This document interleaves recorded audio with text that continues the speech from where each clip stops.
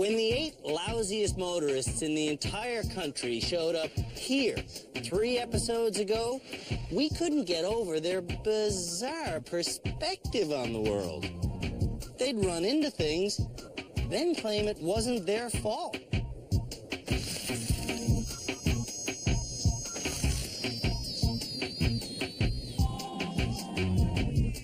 To normal them up a little, we're invoking a zero-tolerance policy on all avoidable accidents here at the rehab center. If our students don't stop hitting things, their punishment will be severe. Who amongst them will perform well enough to graduate and get their keys back this episode? And who will ultimately be named Canada's worst driver? To find Canada's worst drivers, we conducted a nationwide search, asking you to nominate friends and loved ones in need of a driving intervention. We began this series with 8 challenged motorists. Now we're down to the final 6. Shannon was nominated as Canada's worst driver by her friend Sarah, because in 3 years, Shannon's written off 5 cars. Stop, Shannon, stop! Worse than that, she's enjoyed every accident. Oh. Do you like it, hitting stuff? Yeah. Shannon needs to change her ways because she's 4 months pregnant. I'm gonna have a child. The next candidate is Michael. This over-analytical comic book fan was nominated by his friend, Eric. Michael has a few serious driving quirks. He holds his breath in tunnels. Michael? He parks by bumping into place. And when he's confronted by a tight spot, steering takes a back seat to comprehension. Size does matter. The principles are the same, but the applications are not identical. Our next nominee, Sean, was nominated by his niece, Milena, because he constantly drives like he's in a race. Online, Sean is a bona fide world champion NASCAR racer. He won the title in 2004. Fogger! To stay competitive, Sean treats real roads as video game training grounds. Okay, 130, it's 80. But look at how many cars I got by. Sean has come to rehab trying to prove this unprovable point. Speeding is safer. Henrietta's next. She was nominated by her husband, Andy. Henrietta's afraid to accelerate. Can I go? She's afraid of lane changing. Did that car go by yet? And she's afraid of reversing. I can't do this. When we gave Henrietta an eye exam, though, her problem became clear. I can't make it out, honestly. She needs glasses. What does this say? I don't know. I can't read it. I can't read it. You can't even see the signs until you get up on them. The next candidate, Jody, lives with her husband, Sam, and their 2 children in Steinbach, Manitoba. It's a quiet life unless Jody's driving. Green lights confuse Jody. The light is green. So it means what? Intersections confuse her. What does that mean? And most of all, Sam confuses her. Well, you didn't tell me what to do, and I was asking you now what? Jody's learning to take control from her husband, but it's a long road. Tightest those wheels as you can. Quit. And please quit pointing like that, please. Okay, I won't do nothing. The final nominee for Canada's worst driver is Colin. This defiant street racer was nominated by his unbuckled friend, Jeremy. Yeah. Colin is a recent graduate of a 2-year police foundations training course, yet he happily breaks highway laws at every opportunity. God. To slow him down, we've contacted his local police. Just send an email and video clip to police officers where Colin drives. And we've taken his keys. If he doesn't change, he won't get them back. The first of this episode's 3 challenges will demonstrate how delicately the nominees can brake and accelerate. The water tank test is designed to teach our students the importance of smooth, fluid driving. The pipes that leave this tank drain out directly on the heads of this vehicle's occupants. If they get the water sloshing like they did last year, This will be a lesson of torture. to show it can be done, I'll run the course first. If you lock up on the brakes, that water will all slosh. So, ignore the honking moron. But watch this guy. When our drivers get through this frustrating section of rims, they reach our frightened pedestrian and arrive at our turnaround point where I pulse on the gas and pay the price. When this construction worker lets our drivers into a lane of cars, The tightest part of the course. they are one turn away from the simulated garage. And that is the water tank challenge. Henrietta is the first to get sloshed. Our oldest nominee starts off perfectly, Don't start yelling now. but perfection erodes when the road rager steals her focus.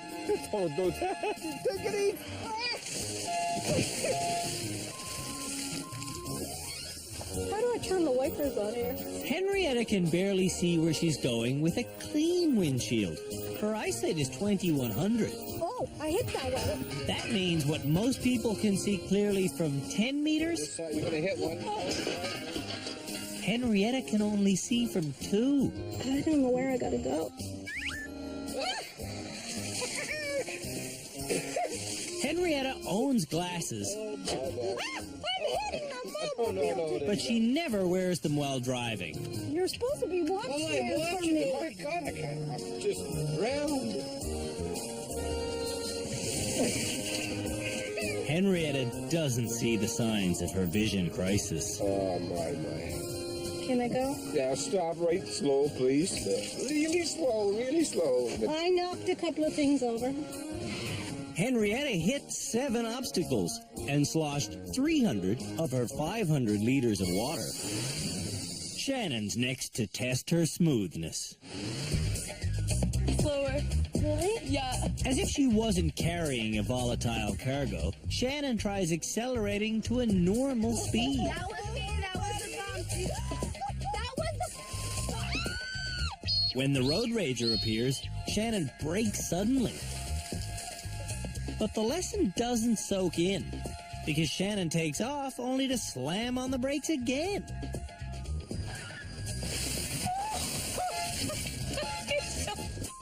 Wet, Shannon curses like a sailor gone overboard. Excuse my language. Poopy face. And she steers like a drunken monkey.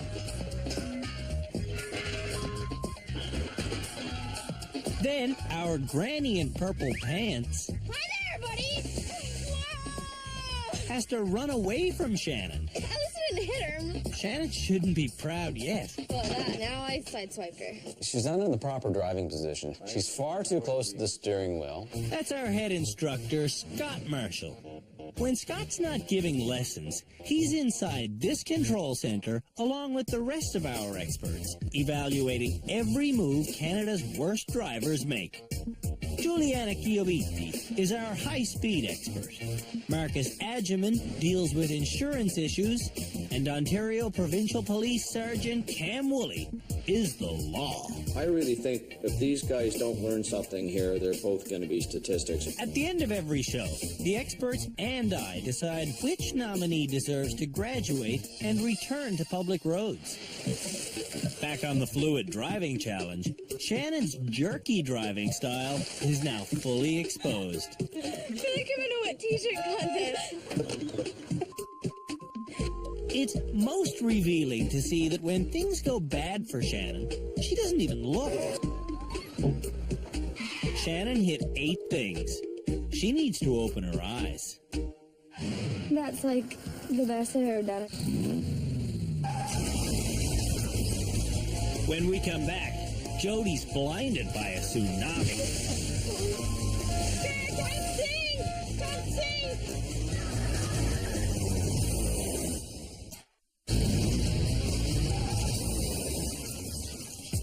The most frightening motorists in the country are competing against each other, trying to avoid being named Canada's worst driver.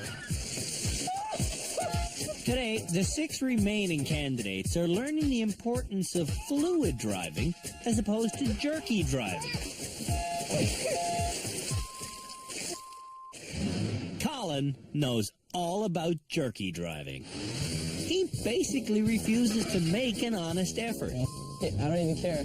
From day one, I've been begging Colin to Make an attempt at becoming a safe driver. I will. I'll try my best. We've seen Colin try his best to get hit. We were hoping you would reverse into us. We've seen him try to double the speed limit. Speed limit's 60. Now you gotta hold double the limit for 6 seconds. And we've seen him try to impress women. It's called innovation. On the water tank challenge, Colin begins by making this promise. I'm gonna float it at the end to get it soaked anyways, so. Great! Colin's already bragging that he's not even going to try. I just wanna step on it, man. When the road rager appears, you have to wonder, is Colin trying right now? Is he trying right now? Sorry, man. Is he trying now? Succeeding in rehab requires wanting to change. We're still doing better than everyone else, as far as I'm concerned. But personal growth just doesn't seem to be on Colin's agenda. I really want to knock these barrels over right now, I'm not gonna lie. If Colin doesn't start making an honest effort, dramatic measures will have to be taken. I would have liked to step on it in this thing, but save that for another day, I guess. Save it for another day? What's that supposed to mean? Our video game champion, Sean, is next. Oh my god. When he sees the Cadillac, Bathtub car. Sean reinforces the stereotype about gamers. I need a bath. When Sean's on the highway, he likes to force slow drivers off the road. If I could just nerve this guy off the road. Oh god. Today, Sean's the slow driver, but he refuses to pull over.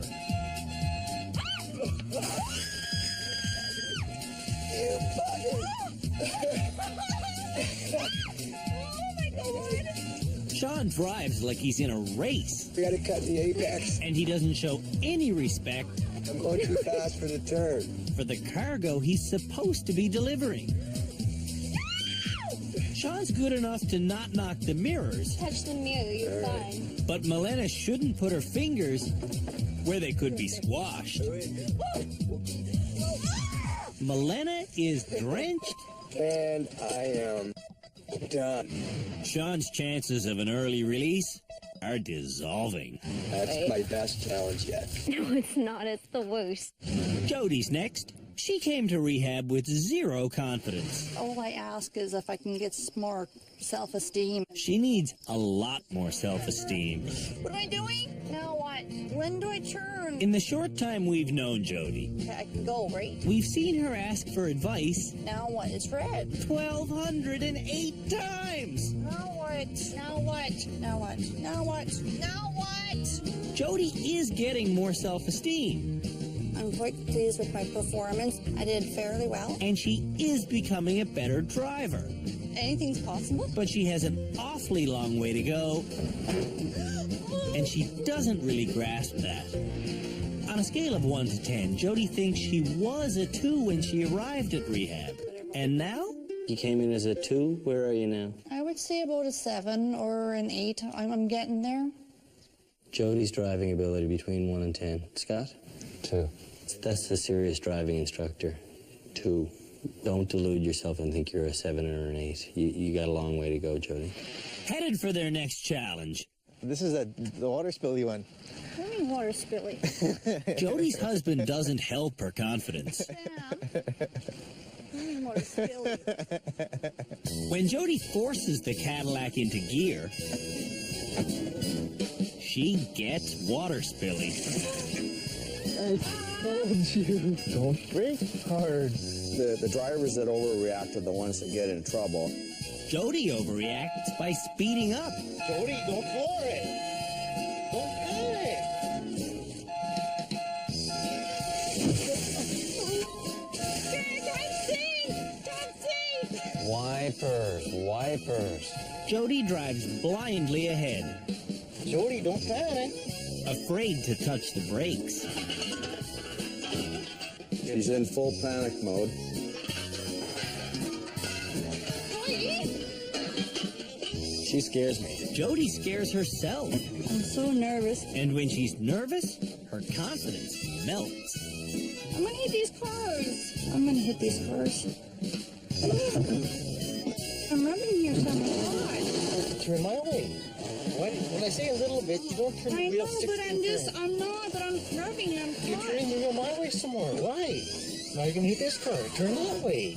Gotta think on your own. When Jody reaches the parking lot, Just pull right in and stop. the final 10 meters Keep going, keep going, keep going, keep going, keep going. take her a full minute. Okay, you're done. We think Jody's improving.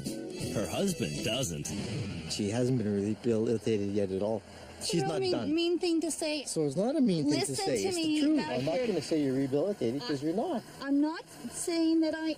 Then why The are way you you arguing said with it. me? Jody and Sam are arguing because that's how they communicate, which of course is a big part of Jody's driving problem. Well, it wasn't an insult.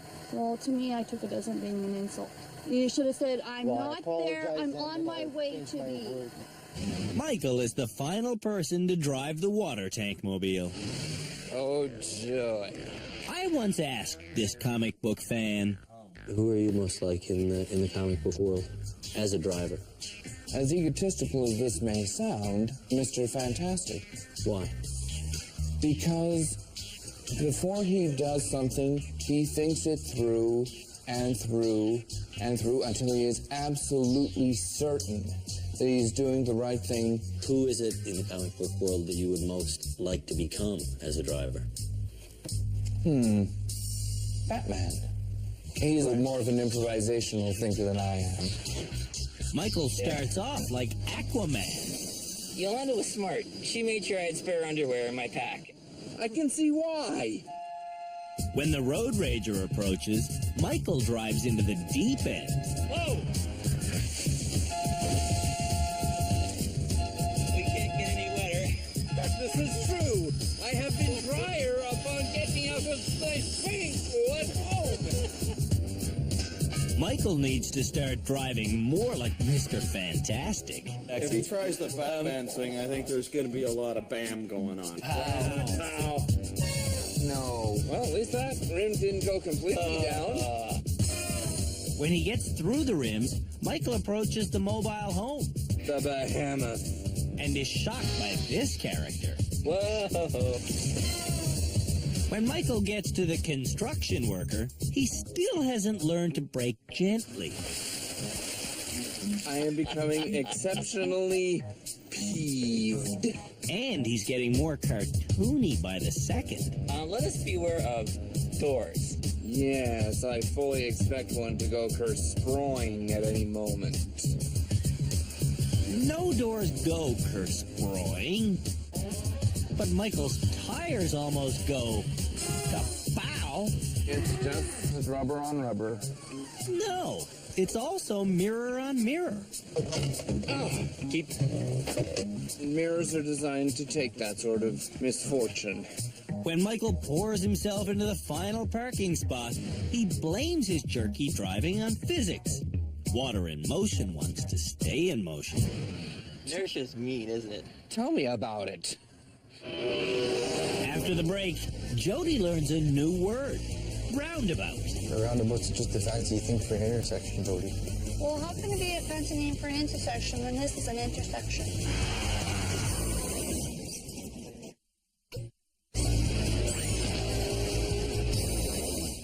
The lousiest car handlers in the country have come to our rehabilitation center for guidance. When they got here, a lot of them were downright cocky. And you're a good driver. Oh, totally. Are you a bad driver? Heavens, no. But after a dozen challenges, the remaining candidates are beginning to realize they're bad drivers. And they're beginning to worry they may never graduate. I might be here to the end. Shannon's kind of worried about being Canada's first driver. When I get home, I'm taking my license and I'm chopping them up and I'm never going to drive again.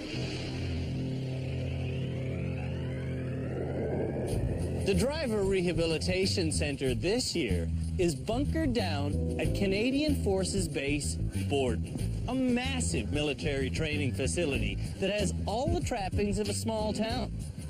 The next challenge for Canada's worst drivers is to cruise around Borden following their speed limits and our directions. Shannon is first to receive the list of 19 twists and turns. Left between the two tanks? If Shannon writes them down perfectly and then follows them perfectly, she'll be done in about 20 minutes. It says join roundabout and take your third exit. If she's not finished in 40 minutes, we'll pull the plug. The next direction is throw traffic lights, but I think you might have made through traffic lights. When she reaches the last left before the golf course, she doesn't like the look of it. That's not a paved road. When she hears the upcoming direction is take paved road to left. Shannon realizes this dirt road must be correct. Why else would we say the next road is paved? Shannon's also not fooled by this narrow strip of pavement. It's like a bike path. She also doesn't hit anything, and she doesn't curse. It's like Shannon is suddenly in a Disney movie. Look at deer. That's cute. Hi. Oh. Shannon's perfect run lasts all the way to the finish flags. Nailed it.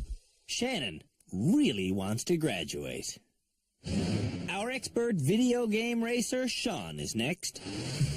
When Sean came to rehab, he boasted his intention was to prove this point. I want to show that speed is actually safe, and speeding is safer. On today's navigation challenge, Sean races through the directions. I think I got it. Okay. Very messy, but. And heads off with cryptic notes. It says left something, something. Sean goes twice around the roundabout. No, this is it right here. No, this is the second exit. No, because that's the first one right there. He takes random turns. Doesn't say stop sign, eh? Why he took that left, I have no idea.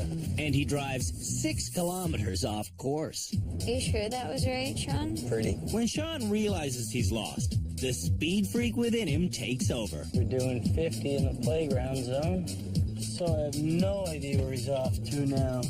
This is the same street we turned on to mistakenly before. Yeah, look, he's taking off. He's doing 60 in this little residential zone. Passing the 40 sign at exactly 50. Speeding doesn't get you unlost. When Sean gets to the dirt road, he slows down and does something our more conniving students often do. I'm not worried about the time. He begins saying things he knows we want to hear. I'm gonna obey that stop sign. When Sean reaches the finishing flags, he's comfortable with the fact that he went 50 in a school zone. Well, it was progress compared to what I'm used to. Progress can be too rapid. Sean is a case in point. Don't speed past pictures of children where it says 40. Gotcha. Jody's in the hot seat next. Pressure's not on. Writing down the directions. Just hang on a second. Adjusting the mirrors. Now those mirrors, how do I do that mirror? And straightening her seat takes Jody 8 minutes. What I do, I just push back my seat? No, you lift the lever and then move the seat. Okay. While adjusting her seat, Jody must be thinking about one particular instruction that she often gets from our teacher, Scott. Keep looking ahead. Look ahead. Looking ahead. Look ahead. Look ahead. Look wall ahead. Wall ahead. Look ahead. Look ahead. Jody's first direction is turn right at the stop sign. But she puts on her left blinker and looks way too far ahead. You didn't even stop at the stop sign. I never did you, wasn't it? Jody is looking across the street at a stop sign that's not even facing her. Yeah, but I'm just saying that stop sign there, Sam. No, there's one right here. I seen the stop sign, but I didn't think it was here. Well, where is it? Before we started, I told Jody her third right turn will take you to a roundabout. But Jody wrote down Right at a roundabout. because of her incorrect note-taking. Right at a roundabout. Is that here? Jody misses her turn. And to complicate things further, she doesn't know what a roundabout is. Is this a roundabout? A roundabout's just a fancy thing for an intersection, Jody. Well, how can it be a fancy name for an intersection when this is an intersection? Well, maybe this is be a roundabout. Sam, you said something about an intersection. Would this be a roundabout? Confused, Jody makes a 7-point turn and takes a roundabout route all the way back to the beginning. Now they're on track. However, their instructions are still wrong because they wrote them down wrong. Oh, I'm so totally mixed up and lost. Jody's confidence is so shattered. Oh, stop and ask for help. She needs help just asking for help. Okay, how do you ask for help? That's like asking for the phone number to 911. Okay, how do you ask for help? When Jody understands the directions, Thank you very much. No problem. she gets back on track, So I'm turning right. and her confidence returns. And then what was the next one? Then immediate left. The immediate left, okay? How come now you're asking for directions ahead of the things you're doing? Well, because I'm building my confidence. Yeah, okay. When Jody reaches the dirt road, Something's wrong, Sam. Drive. her next instruction is to turn left at the paved road. This is not a paved road. Now what do? Continue on this? This is a bike path. You're not driving on the bike path. No. The bike path is barely 2 meters wide. For most people, that would be a significant enough sign. Jody, though, needs a real sign. Yeah, it's a cycle path. It's just two bicycle paths. Okay, take paved road to the left. Okay, something's got to be paved road somewhere around here. Left at a paved road. And then anything here? Is there anything paved? No. Jody does make it to the paved road, and she approaches the finishing flags with just 3 minutes to spare. Do I go on this side? You're going to have to because the other side's barricaded. I think now I'm starting to handle myself. She's starting to, but she still asked for Sam's advice 53 times. When we come back, Henrietta loses her direction and temper. Oh, you son of a...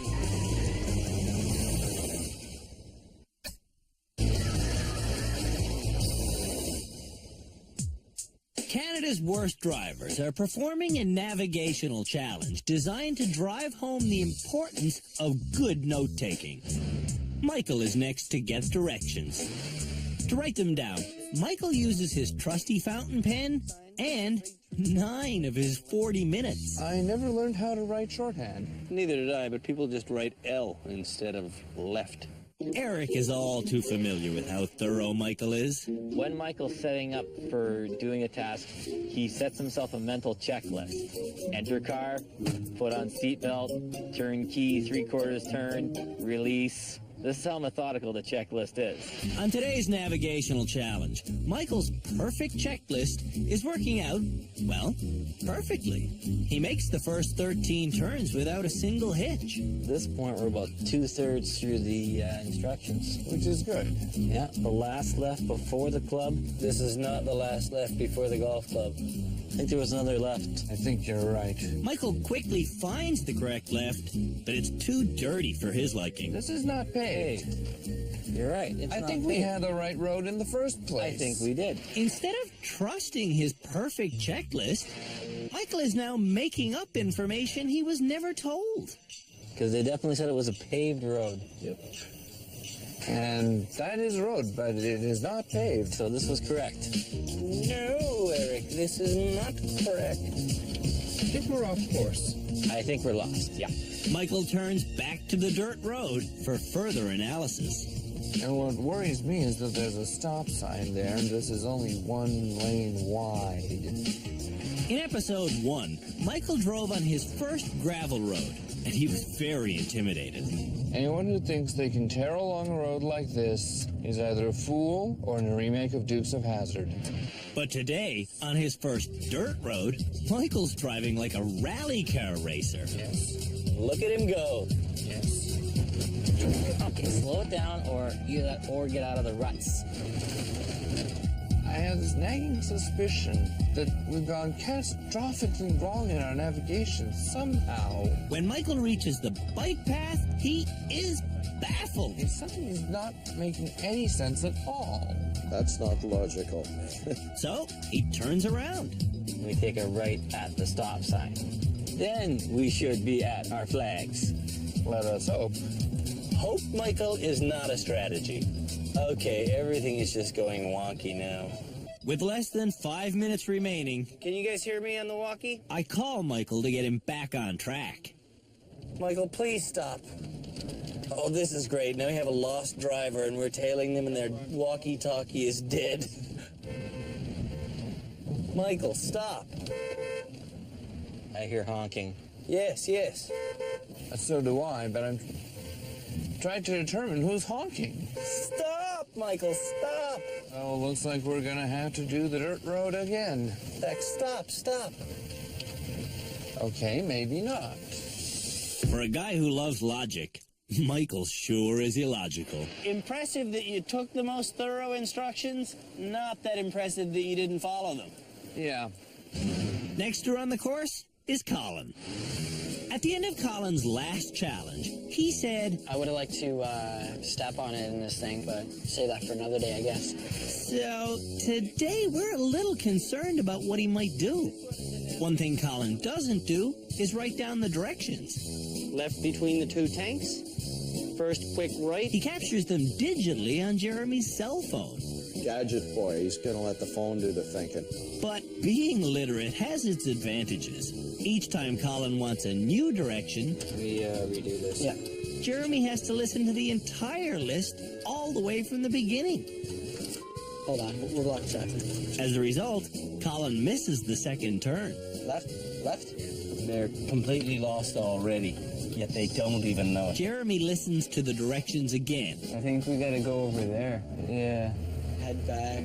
Headed back to the second turn, Colin starts speeding. We're gonna make this in 20 minutes, dude.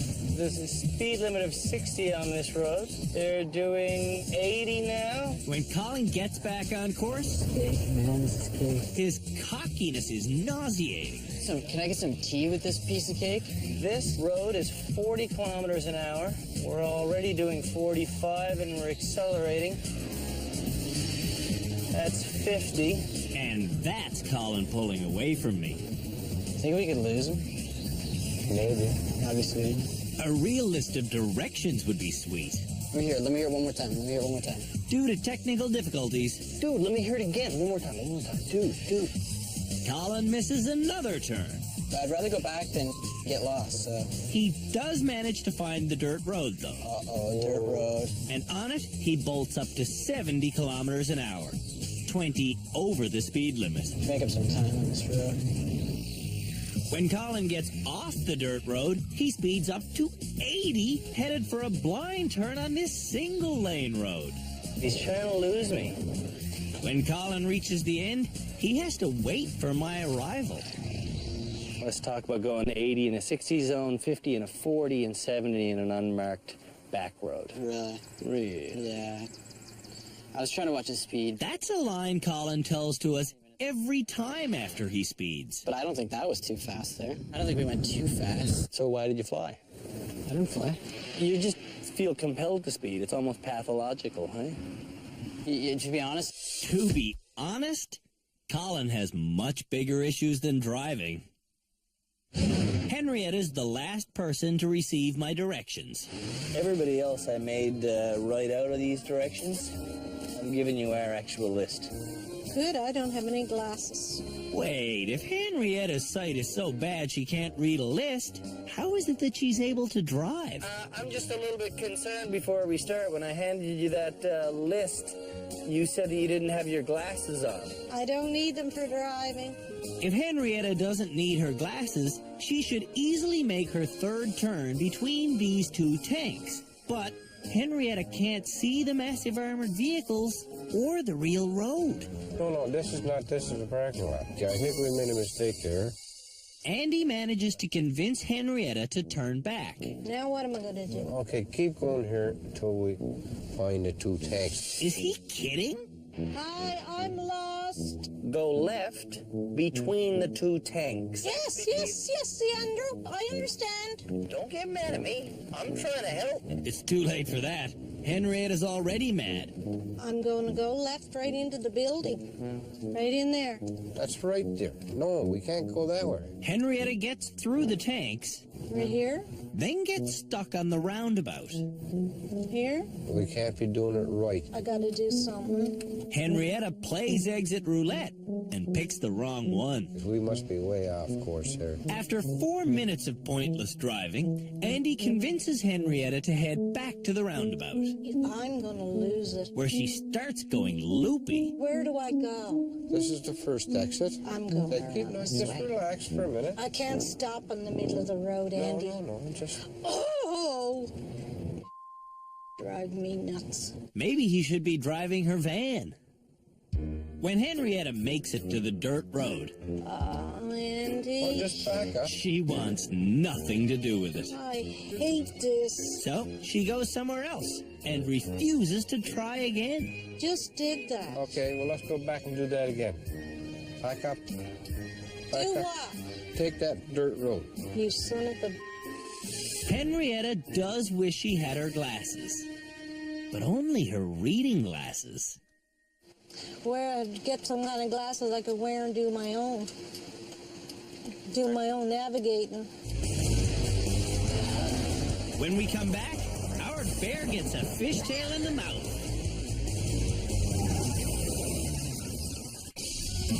Watch Mose at the Movies every Sunday. Look for the clue. How wide can your vehicle safely swerve if it's traveling 60 kilometers an hour? Do you have any idea? What if the road is wet? Or if it's made of gravel? Or even mud? The next challenge for Canada's worst drivers is to swerve and avoid on a variety of different road surfaces. There'll be some braking too. This is a 3-stage challenge. Drivers will have to skid and swerve on sloppy mud, dry gravel, and asphalt covered in a mysterious substance. Mud and gravel is similar to what we'd find in some snow or icy conditions. So up to 60. Going 60 an hour on wet dirt, you can make an ugly but safe turn within 9 meters. The trick is to skid in a straight line until you've slowed down enough for the vehicle to get traction. On mud, that means dropping your speed down to at least 20 an hour before releasing the brake and steering back to the open road. To handle a sharp turn on dry gravel, you can't be going faster than 15 kilometers an hour. Drivers will hit these stones going 40, so they'll have to do a 9-meter-long skid before easing off on the brake and steering to safety. The final chapter of this challenge is to come around a blind corner at 30 and then stop before hitting this hidden wall of boxes. Oof. Jody will swerve first. I always go slow on gravel roads because of my fear of swerving. Jody believes if she swerves, she'll flip over. That gravel will take you. You got no control and over you go.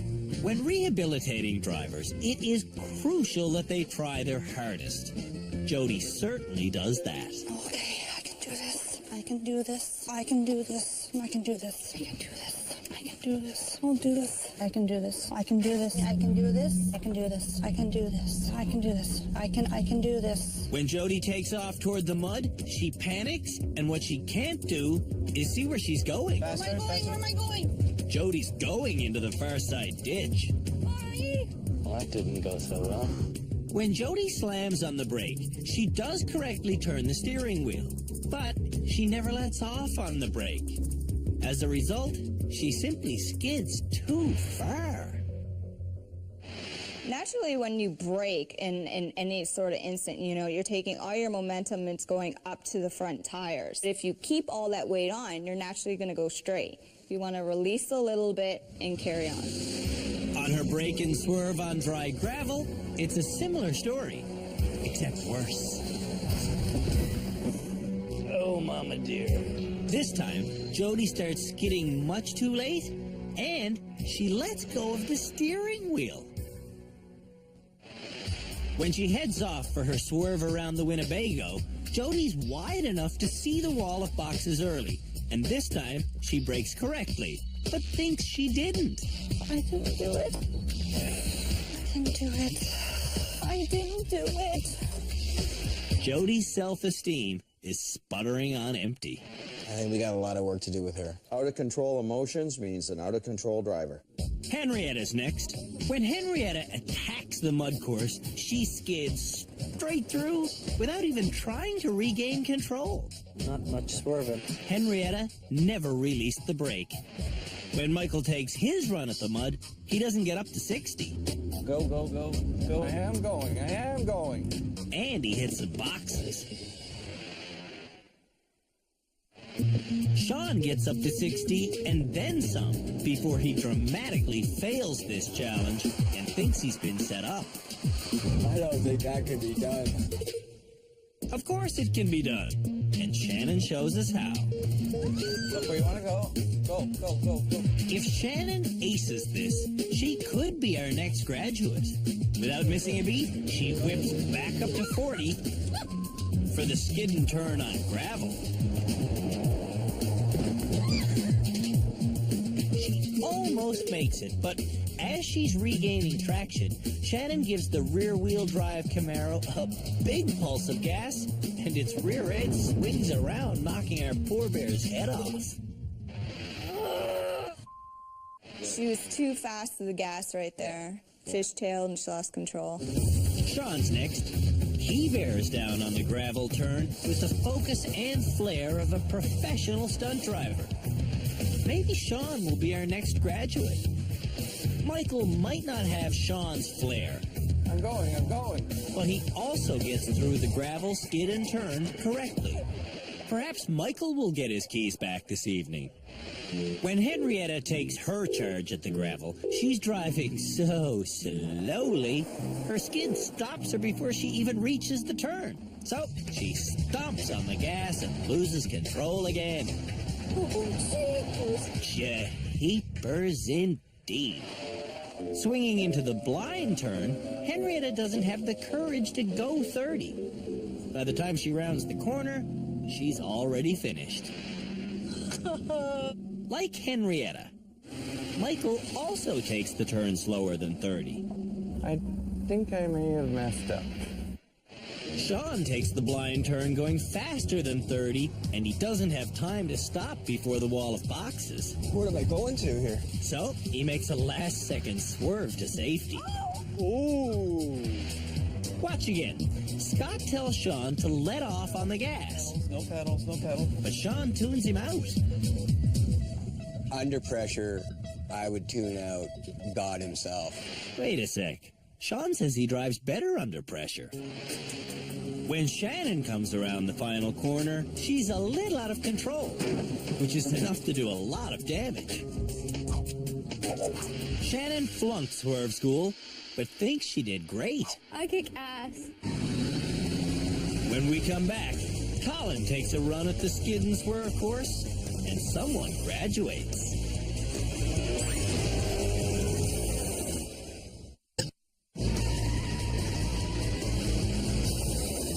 What am I going to here? 5 of the 6 remaining nominees for the title of Canada's worst driver have already run our swerve course, and not one of them did it correctly.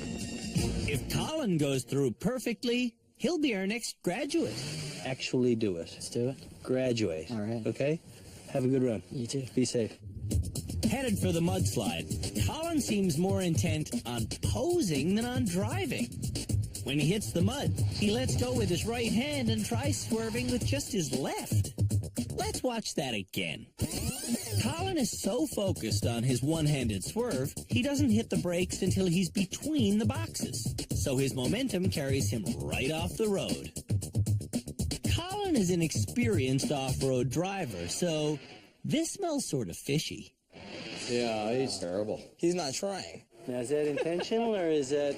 I don't think it was.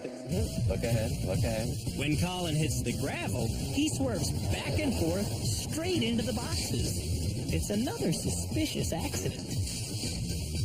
In slow motion, you can see Colin steering toward the boxes before he skids. When he locks up the brakes, he steers to the right, then turns back to the boxes. It's like he hit them on purpose. Being an idiot again. When Colin speeds toward the final corner, he's supposed to take it 30. Scott tells him to slow down. Off gas. But Colin doesn't slow down. And when he sees the wall of boxes, he speeds up.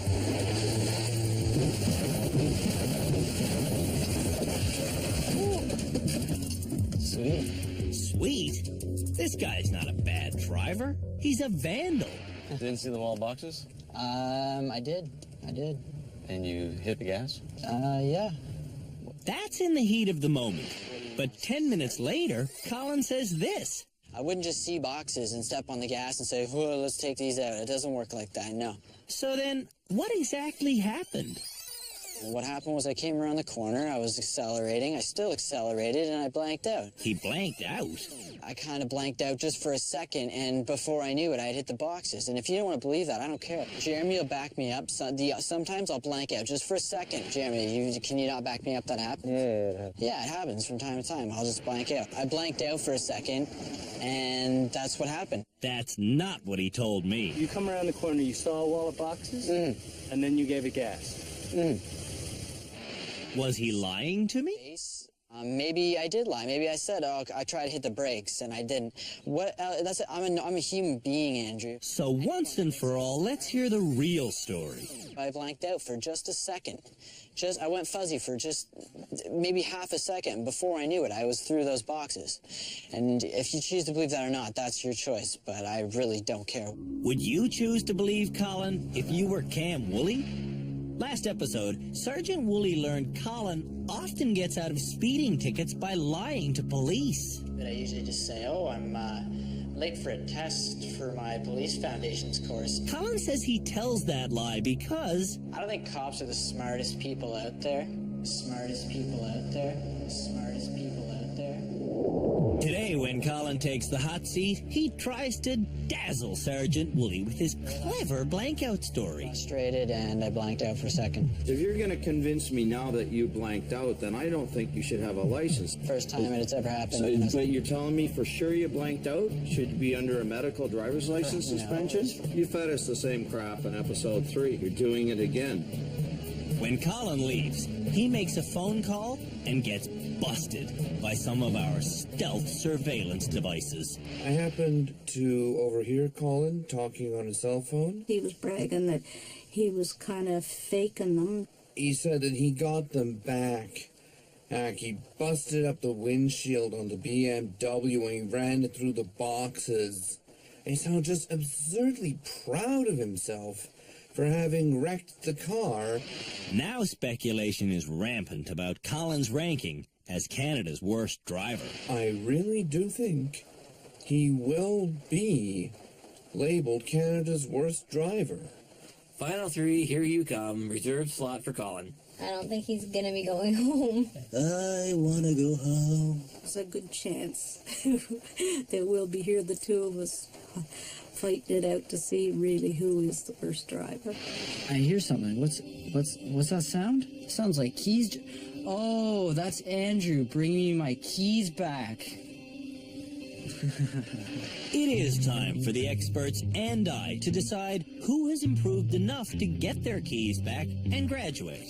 After half an hour of deliberation, we've got a hung jury. Sean, Michael. Sean, I'd say Sean. I'm Michael. Sean. Who do you think? Michael. Again, it's like I have the sway vote. And I have an idea.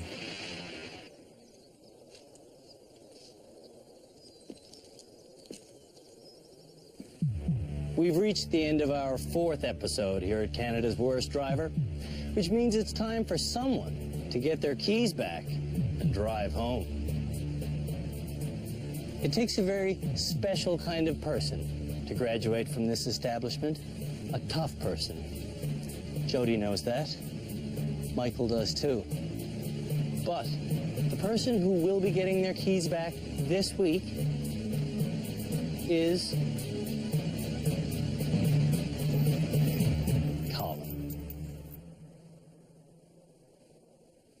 But Colin, before I give it back to you, I do want to say this to you.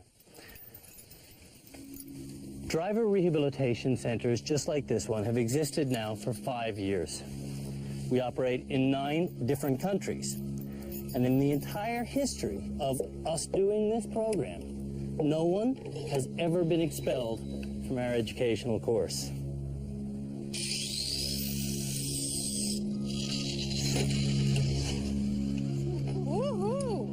You, sir, are expelled. Jimmy, come in here. There's your key back. I'm afraid we can only help people who want to help themselves. And you clearly came here without any intention of learning anything. So, we're sending Colin and his vehicle back home to his mom's house where they belong. You can get in your ride, and Jeremy, you can go with him. Colin is not Canada's worst driver, but he is the most immature.